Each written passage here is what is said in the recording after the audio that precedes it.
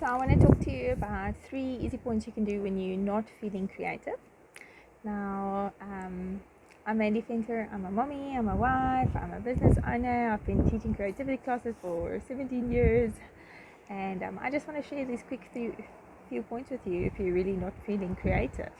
I often find, like, when I go into that slump of not feeling creative, is just the first thing is like doing it in the time of day when I'm actually feeling tired, scheduling the creative work in the time of day when I'm feeling tired, because in that time of the day, that's sort of like when the logical side of your brain, the constant thinking strategic part of your brain might be tired, and it actually gives the creative side of the brain more room, more space, more freedom to actually work and move.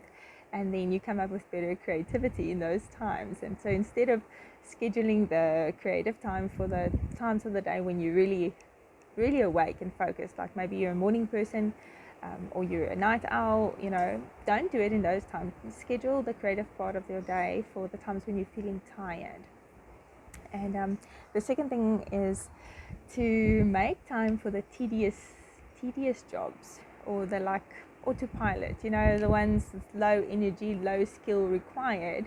When you sort of like, I'm thinking about stuff like sweeping the house or washing the dishes or certain admin jobs, because often in those times when we're doing those tedious things, that's when the most creative ideas, I find, just pops up into your mind while you're busy doing that. And I know this is very contradicting, especially in the entrepreneur world, where entrepreneurs will say, or business people will say, okay, give those jobs, low paying jobs, low skill jobs, to other people to do, so that you can focus more on the stuff that moves the money needle, the typical hustle jargon that people will use.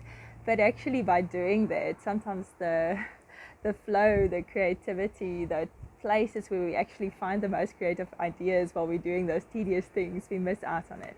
So sometimes, I'm not saying you have to do it all the time, but sometimes when you're going into a bit of a creativity slump, you need to go do the tedious thing. Just go sweep the house, or while doing that, you'll find that the creative ideas often just start popping up because your mind's thinking about other stuff. You don't have to be thinking about the movement that you're doing. And that could be different for every person. It will be different, the tedious thing, whether it's playing on the piano, washing the dishes, or filing the admin stuff, washing the car, doing some silly job like that.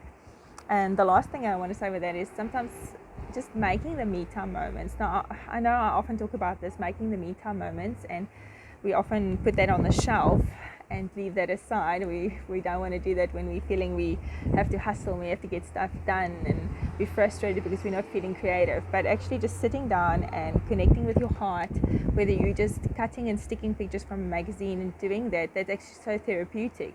And just by starting to actually do it, you're starting to get like the snowball effect of the creativity just starts flowing and being more.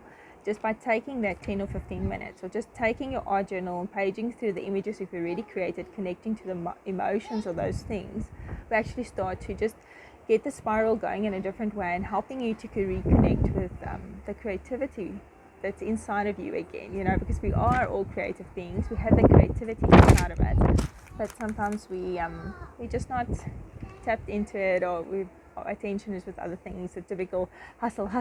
You have to move it all the time, and and it's good to do high energy, high skill stuff and get that flow, because it's a good challenge for you.